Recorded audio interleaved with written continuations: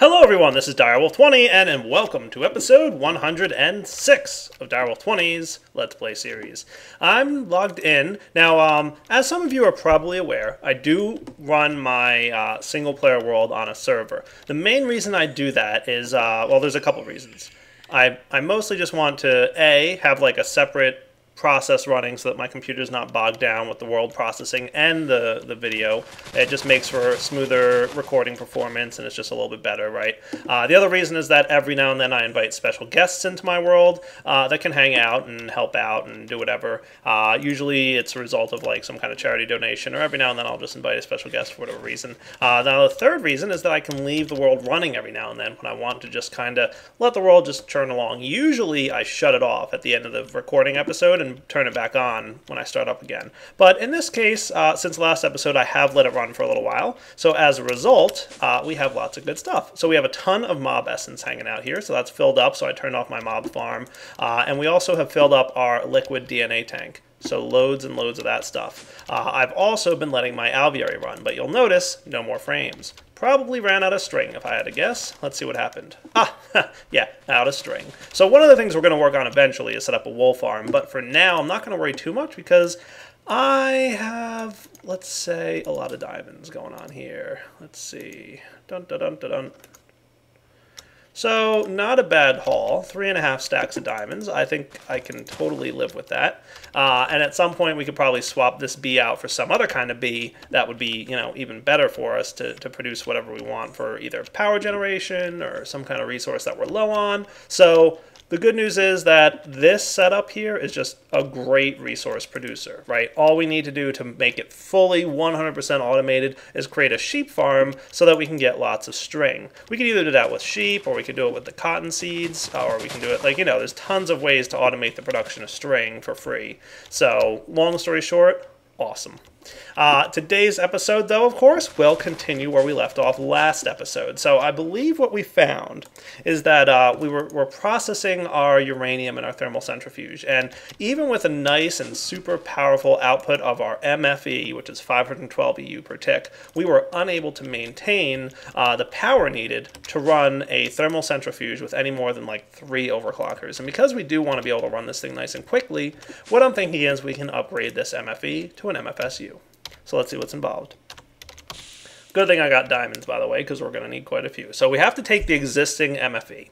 We have to throw in an advanced machine casing and an advanced circuit, which should not be a problem because we already know how to make those. So if we said, you know, advanced machine casing and advanced circuit, those will auto process for us, and that would be awesome. The other thing that we're going to need, though, for an MFSU is Lapotron crystals. Now, these guys are not terribly simple or easy to make, but they're not also too bad either. You're going to need some lapis lazuli dust. So that stuff is easily made by just grinding up some lapis in a macerator. Okay. The other thing you're going to need are some advanced circuits, which we already know how to make and is easy. The energy crystal we also saw how to make recently. So I am going to need, unfortunately, 6 of these, but it's really not that big a deal. So why don't I get started making some of the stuff we're going to need to process this thing. We can throw down our MFSU, and I'm also going to talk to you guys a little bit this episode about the power system and how you want to make sure that you're kind of doing things the safe and correct way. Because long story short, if you do things wrong, you have a chance for explosions. Now, explosions are currently disabled because IC2 is kind of in an experimental phase, and because things are changing, they didn't want to have things explode on you as a result of any changes they're making. But at some point, those explosions will be turned back on. Not in the 1.6.4 version. 1.6.4 is done being developed on, and everybody's working on 1.7 at this point. But, you know, for future knowledge, when you guys are playing in 1.7 or maybe even 1.8 mod packs for Minecraft, you're going to want to know how to manage your power system in IC2 effectively. So at this point, I'm probably just going to make sure you guys know how that works so that, you know, we can do it the right way instead of doing it all kinds of wrong. And I'll leave these here because I do want to recollect this stuff. So let's get started. I'm going to start creating some stuff and we'll be back in a minute. Alright, as you guys can see, I just taught my system how to make diamond dust, because that's one of the steps. I also taught it how to make lapis lazuli dust. If we take a look here, we should see that we have some energium dust, which is cool. I'll go ahead and request another one. You get 9 of these at a time, by the way, as you'll notice. So when it crafts, it'll make 9 of them, which is cool. And then that gets compressed down into the energy crystal. So if we take a look here, I just need to now toss this into the compressor. Which one's that? There it is. And 9 of these in a compressor will come up with the energy crystal. Cool. So now all I have to do is teach this guy that this is a compressor recipe. So 9 to 1 in code. And now I should, this is the compressor, be able to request 6 Lapotron crystals. And that will get us what we need. There it is. So you can see it processing along. Compressor's probably running at this point. It's also chewing up some lapis. Once the compressor compresses the energy crystal, we should wind up with some cool stuff. Oh, you know what? I bet I need to fix up. Let's see, where's that Lapotron crystal? So here's a nifty trick for you guys. When you put the existing pattern in here, you'll note that the energy crystal here is a little different from this energy crystal, so just replace them. And then you can overwrite the existing recipe. Cool trick, right? This is why I always kind of test my auto crafting, because you never know what's going to happen with silly things like that. So now if I say 6 of these guys, by the way, these can store a nice huge amount of EU as well for you. Everybody's cool now? I hope.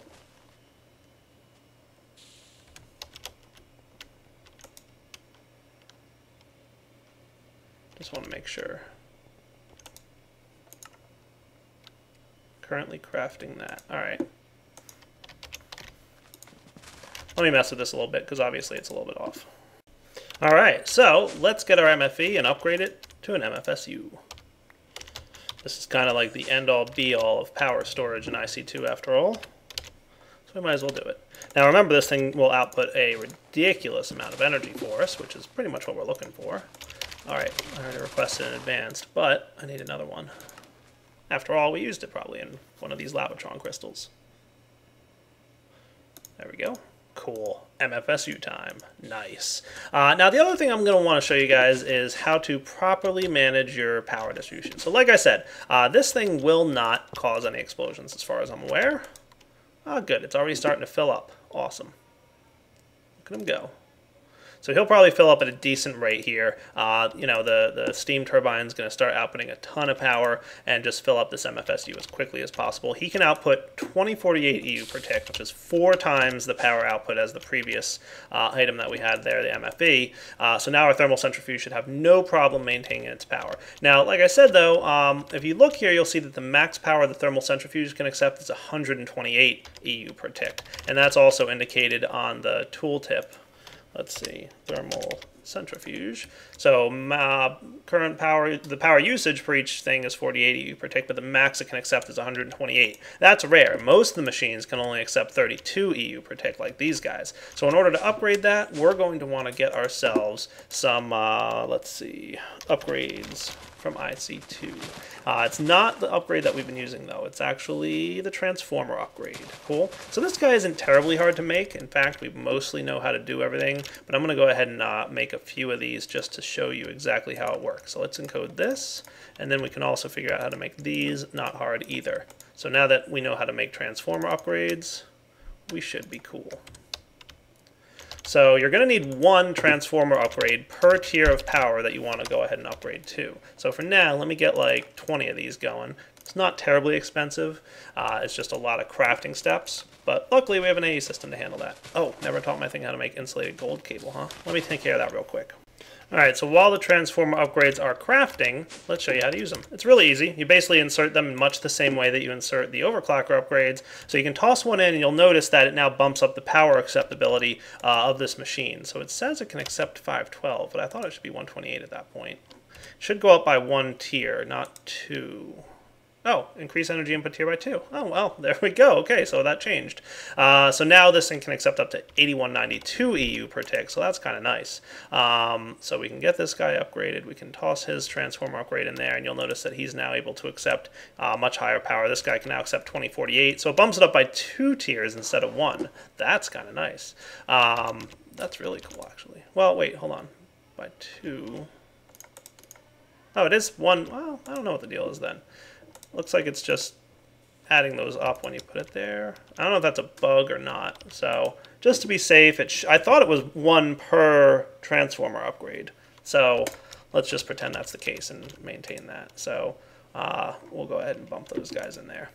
So good thing to do just to make sure that you're able to handle the power coming in. And if I wanted to be extra safe, I should do similar things over here. Now the only thing to keep in mind is that as it stands right now, there's no upgrade slots in the induction furnace, and this thing can only accept up to middle tier. So you will need to, if you want to be safe and make sure you're doing things correctly, throw an actual transformer in between the power lines for this thing. So you'll want like an MV transformer and an HV transformer to bring your power use thing down. But like I said, explosions are disabled right now, so it's not the end of the world. And we can kind of just bump these guys up because we know that we're going to have this stuff here. Cool. So now that that's all well and good, let's go ahead and start checking out how to make a nuclear reactor. Alright guys, so in order to build our nuclear reactor, there's several things that we're going to need to get together. First, we're going to have to build the actual reactor itself. Then we're going to have to get the components for what makes the reactor run. And I'm going to explain how the components work and how it all kind of ties together. But in order to get our first nuclear reactor, we're going to need to get ourselves a generator and some reactor chambers and an advanced circuit. So let's see which of these have already. So let's get reactor chambers. We're going to need some basic machine casings. Let's just get like 10 of them. And then while we're at it, we'll also get some lead plates. Let's just get a stack full of those. That should be nice and easy to craft together. If we come up here, we should see that that's cruising along just fine. Lead plates. I think it's waiting for all the machine casing to be complete. Currently crafting some stuff. So let's see. Is that done yet? If it's not, we'll come back. Alright, so we're going to need a total of 9 of these guys to get started, and I'll show you why in just a minute. First things first, though, let's get ourselves our first nuclear reactor, and for that we're just going to need an advanced circuit here. And then we'll also want the reactor chambers. So these 3 and these 3. And let's go find a place to put it. I'm thinking what I'm going to do is start at the back of this room, and then we'll build one. And if we decide we need a second, I'm not sure we will, but if we decide we do, then we do, and that's cool, and that'll be fun. We'll just do it. Why not? But for now, at least, we'll have the first one. So your best bet is to place your nuclear reactor 1 block up off the ground, and I'll show you why in a minute. Nuclear reactors have an internal inventory, and by default, just these 3 columns are available, and these 6 columns are not available. You probably notice that I made myself 6 reactor chambers. For every reactor chamber that you add on the side of this block, you have access to a new column of items. And the more items you place in here, the more efficient and the more energy you can get out of your reactor. So the top tier reactor is going to require 6 chambers, and that is what we got. Now we have access to all of our item slots. Cool. So that's step 1. We've got a reactor.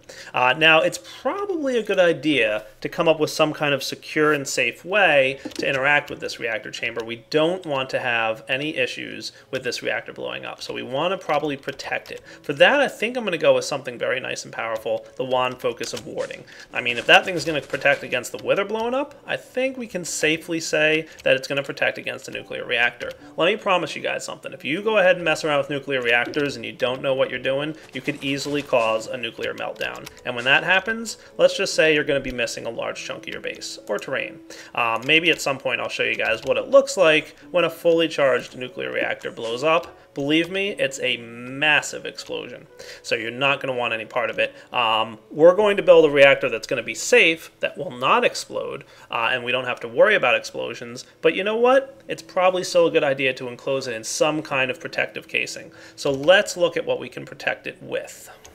You know what, guys? I have a slightly different plan here. I was going to go with the whole wand of, crazy focus thing, but let's go a little bit true to the style of IC2 and do this in the way that it was originally designed. We're going to go with reinforced stone, and I want to do this mostly because I want to show you guys how to make reinforced stone because it's not incredibly obvious.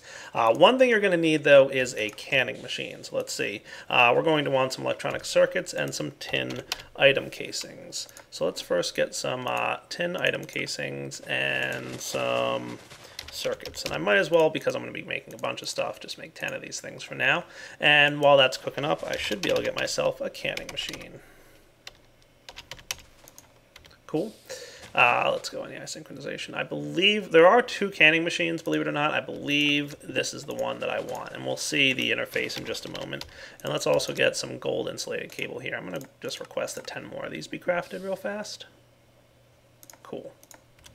And I'm going to go ahead and toss this, if I don't have it on a power line already, extractor, compressor. I should probably move my Mistcraft book and put it here. This is like the most obvious place for this thing to live. Get some insulated gold here. Canning machine, is this the right one? Hooray, it is. Cool. Complicated interface, don't worry, not terribly hard to use. I will most definitely be showing you guys the ropes of this thing. For now, I'll just put my book here, and maybe someday we'll build an area for, linking in and out. All right, the thing we're going to need here, though, is water. So let me get just a little bit of water running over here. I'll be back in a second. All right, a little bit of water should be flowing in here now. Beautiful. So how do we get reinforced stone from IC2? I'm glad you asked. There's several modes of the canning machine. You can either can, your different cans and stuff like you have from IC2. Let's see, here's the examples, right? Those are the forestry cans. There's, there's IC2 ones. I think they're called cells, actually. Here they are. So you've got your universal fluid cell, and you can water, lava, UU matter, construction foam, all this cool stuff. What we want to actually do is not do that. We want to not fill a cell from a tank, but fuel enrich tank or cell. Cool. And what we're going to want to make is CF powder. And if we take a look at CF powder, we'll quickly discover that the recipe is not too bad. You're just going to want some stone dust and some clay and some sand. Stone dust, by the way, you get from the thermal centrifuge when doing stuff, or you can just go ahead and toss some cobblestone straight into the thermal centrifuge. You also get it from your ore washing plant from a couple things, so we've probably already gotten a little bit of stone dust, but probably the most direct way to do it is cobblestone into a thermal centrifuge. So let's get some cobble. Cool. And we'll use this as a good opportunity to test our thermal centrifuge. In fact, we should probably have a little bit of stone dust probably laying around somewhere. I probably threw it in the A system already. So let's go ahead and take care of this stuff. Let's throw a stack in there. And that thing, you'll note, by the way, that this thing is actually running without a problem now. Let's get our overclockers back and throw them in there. We bump this guy up to 6 overclockers. See? No more problem with power. Nice, right? So I'll let the stone dust cook up. Let's get about 6 of them. Almost there. Cool.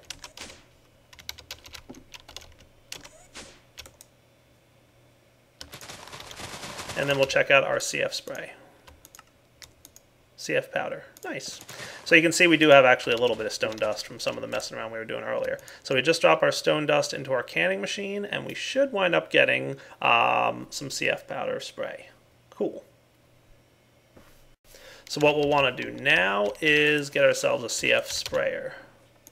This guy is pretty easy to make. Just some iron item casings and a universal fluid cell. Okay, so let's get some item casings. We'll want some iron ones. Let's get some iron plates and the hammer.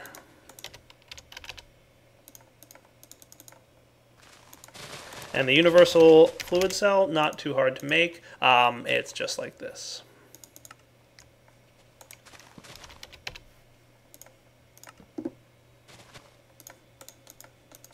Cool. Now we can get our CF sprayer. Let's get this thing filled up. I think it goes in one of these slots here. I'll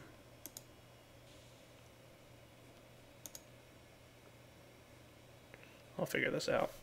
Let's try this trick. I'm going to make a fluid ejector upgrade. I'm going to tell it to eject to the bottom, no, eject to the top side. And I made another canning machine. So if we put this here, he should eject his construction foam into here, and then we can put this into Jane from cell, fill cell from tank. Can I put the CF sprayer in here? Looks like it. Nice. So that's how you get your CF sprayer set up. Now CF sprayers are kind of cool because you can use them to fill all kinds of neat stuff. So this thing's currently got 2,000 millibuckets of foam in there. In order to get reinforced stone, though, you want some iron scaffolding. This stuff isn't terribly hard to make. You're going to need some iron plates and some iron fences, which you get iron fences from putting a item casing into an extruding metal former. So let's get some item casings, or iron casings, I mean. Should probably teach the A system how to make this, but let's do this. Iron plate, we'll just get like 20 of these, and then we can do this. That'll do, right?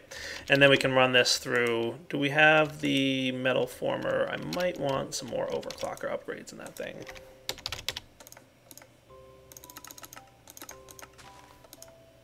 All right, now that we've got iron scaffolding, we can go ahead and make our cool stuff. So we'll see here that what you do is place down your iron scaffold and then fill it with CF sprayer foam, and that will go with reinforced construction foam. Now you can either wait a little bit of time for the sun to dry it, or you can throw some sand in there to dry it up real quick. Now this stuff does take a while to break, so you're probably going to want to have a wand of equal trade here, and what we can do is just equal trade like that.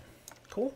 That'll just make it easier to manage. Your other option, of course, is to actually build around the actual thing that you want to encase. So what's cool about these iron scaffolds is when you place one down, if you left-click it, it'll just place one right on top of it, so it's real easy to kind of do that.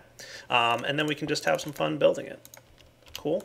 So I'm thinking this would be a nice little reactor casing here. Not bad at all, right?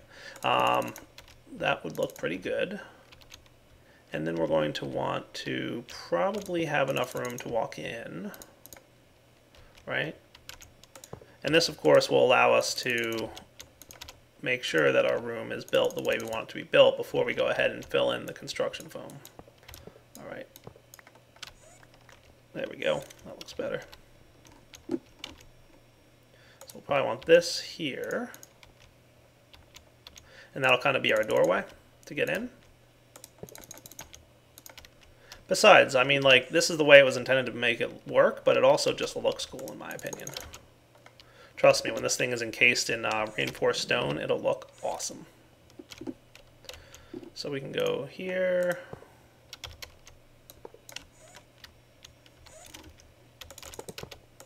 And I'm not sure that I have enough CF spray in order for this to all work out, but if not, we'll live. I'll just make more, because I got a bunch of stuff ready to go. The other cool thing about scaffolding is it can be used as a ladder. And you can also, when you break the bottom piece, it breaks all the ones above it. So it's just a nice way to build up things. You can also use the wooden scaffolding, and you won't get reinforced stone, but you'll get some cool stuff that you can paint. There's a couple nifty things you can do with it.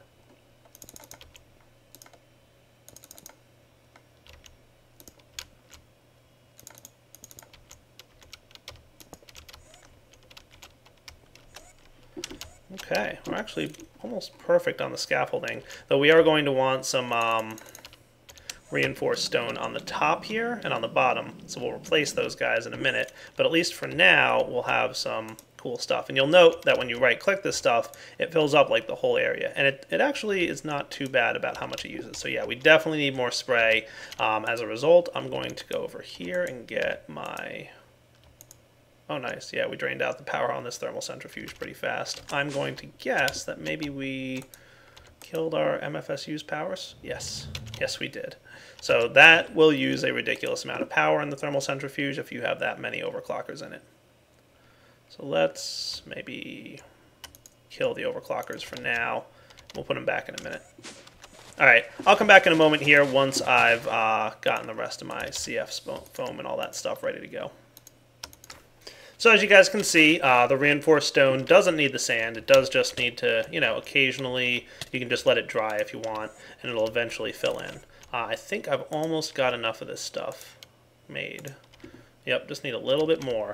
And then what I'm going to do is just lay out some iron scaffolding on the ground, get myself some reinforced stone in my hand, and then I'm going to 1 of equal trade it for the floor and the ceiling. Alright guys, we got a nice looking little nuclear reactor room here. The one other thing that you're going to want to make probably is a door. So let's get this thing set up. I thought that's how you made a reinforced door, but maybe I'm wrong. Oh, okay, cool. Slightly different. Luckily, it's easy enough to make. Now, if memory serves me correctly, reinforced doors are like iron doors in that you need to apply a redstone signal to open them. So, no right-clicking to get that open. Redstone signal required. Neat. I might do some cool automation stuff with this because there's several redstone components that we're going to need to hook into this thing. We're going to need to supply a redstone signal to get the nuclear reactor running. We're going to need to supply a redstone signal to get the door open and closed. And there might be a couple other things that we want to do a redstone signal with. So we'll see if we come up with something fancy and cool to do with this thing.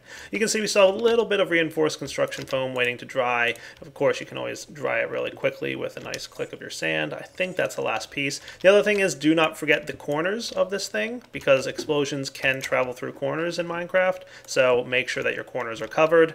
You'll note that I've got like the corners over here covered as well. That's an important thing to not miss. Also, depending on the amount of fuel that you have in your reactor, 1 layer of reinforced stone may not be enough. I've got 1 layer because I tested with the type of reactor I'm going to make, and I tested with the explosion. But basically, the more uranium that you place in your reactor, if it explodes, the larger the explosion is going to be. Now, don't worry. You can create a nuclear reactor that is guaranteed to not explode. And that's what we're going to do. And we might even at some point go crazy and make a ridiculous reactor that will produce a silly amount of power, but we'll see. For now, we're just going to create a nice, good one that's going to generate a stable amount of power that's going to be really efficient and also will not explode. Because that's pretty much what I'm worried about. Don't want explosions, but do need power, right? So we'll be back in just a few minutes here and see what we can do. By the way, another option that you have is reinforced glass. I might get just a couple of these because they look neat. We might want to throw them in the reactor here. Let's do this. Luckily, they're a little bit easier to break, but I guess like regular glass, they shatter. I thought you could get them back, but that's what we have the 1 of equal trade for. Ooh, fancy. Can I put a lever on the glass? I don't think so, but that's okay. We can put it maybe down here.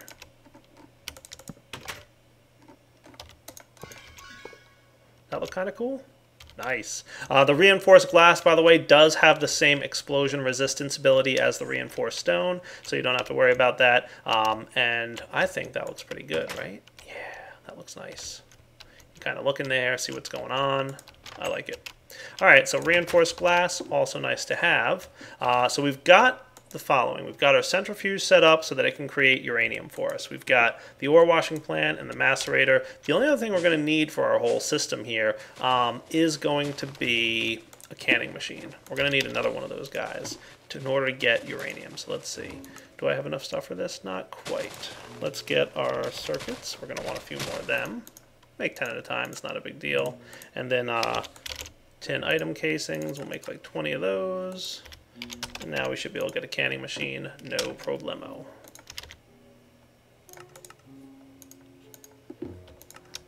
There we go. Canning machine. And then how do we get uranium? So the type of uranium we're going to want is the fuel rod. So that's going to be a canning machine. You can see here, we're going to do this version of the canning machine. It's going to be a fuel rod, enriched uranium nuclear fuel. And a fuel rod comes from a metal former with an iron plate in extruding mode. Cool. So we'll probably want a metal former, and we'll probably, well, I mean, we already have a metal former, and I don't think we have an automated one, though. No. So we can either do this manually or not for now. Let's get the canning machine down there.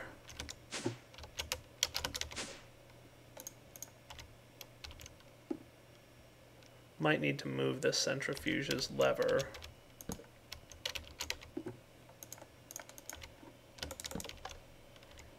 And yeah, we can get the canning machine here. So this is going to be in canning mode, which you can see here. And then let's get some iron plates. What I'll probably do is just get like a... How many do I have right now? Let's go with 16 of them. throw this metal former in extruding mode and go.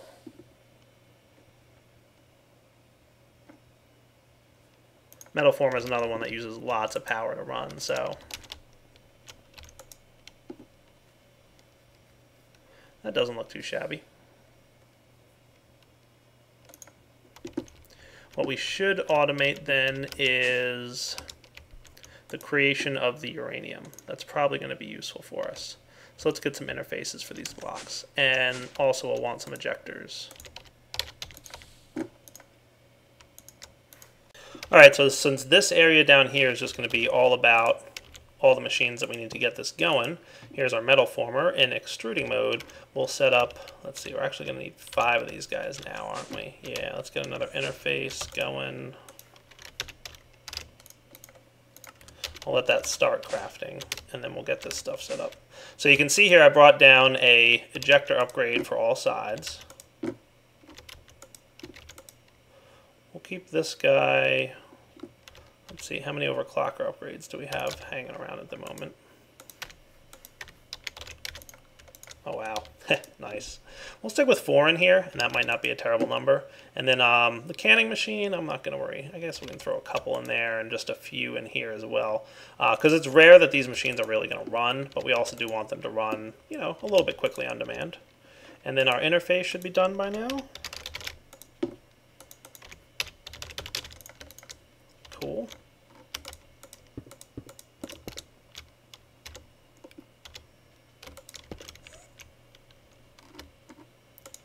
Cables can go into there. So these guys are all set to extract their items into the top. So we can see that thing already dumped his stuff. And if we check in our uranium supply, we should see, good, a decent amount. Cool. Let's switch into our suit because now it's time to teach these things all the recipes they need to know. So, for example, we'll want to know the iron plate to fuel rod. So we've already got that covered. So let's go ahead and do macerator, right? So we'll do uranium to uranium dust.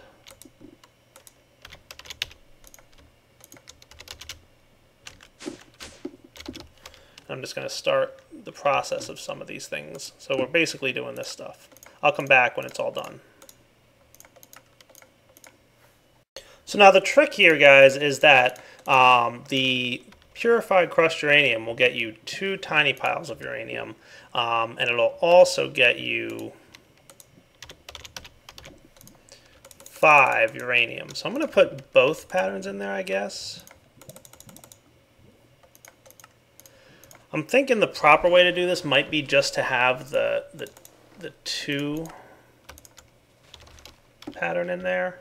Because what's going to happen is whenever it goes to make the uranium, it's going to get more of the tiny stuff, or more of the large stuff than the tiny stuff. So it should pretty much always have more than it needs. Because when you see you use this, you need 6 uranium and 3 tiny piles. So when you ask for 3 tiny piles, you're going to wind up getting, you know, more than enough of the large uranium pieces than the tiny piles that you'll need. So that's what I think I'll do is I'll put in this guy just the tiny piles of uranium recipe, so then it should be able to sort itself out and figure out what to do. But if we need to, we can go ahead and use this guy as well.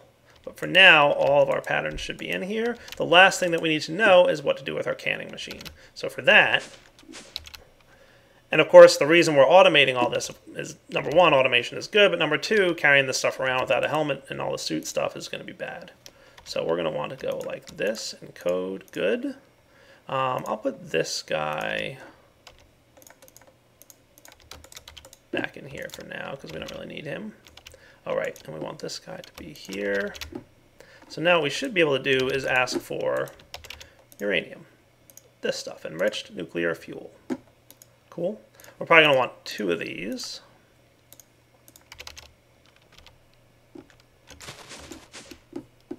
And we'll put 1 in here with one of the canning machine components.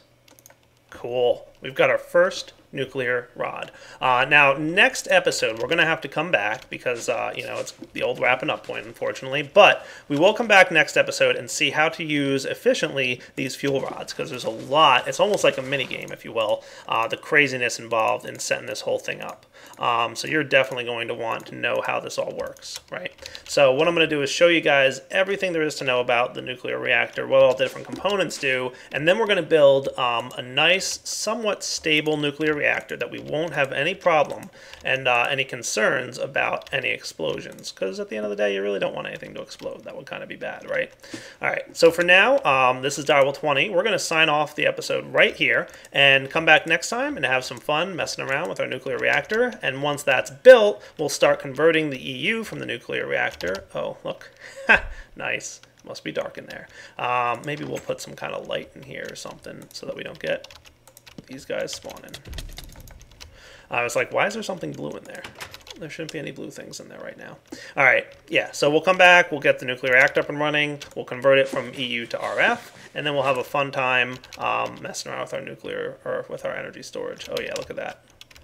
I'm gonna have to turn this thing back on. I had temporarily turned off my steam turbine so that my IC2 thing would fill up faster. So let's flip this guy back to blue on the bottom. You guys should start draining your power out of the steam dynamos. You're going to drain, and these guys will charge this thing back up quickly. So yeah, still a little bit of power problems, but until we have our nuclear reactor, that's to be expected. All right, you're at a decent rate. Cool. All right, guys, Direwolf 20 signing off. Hope you enjoyed the episode. Take it easy.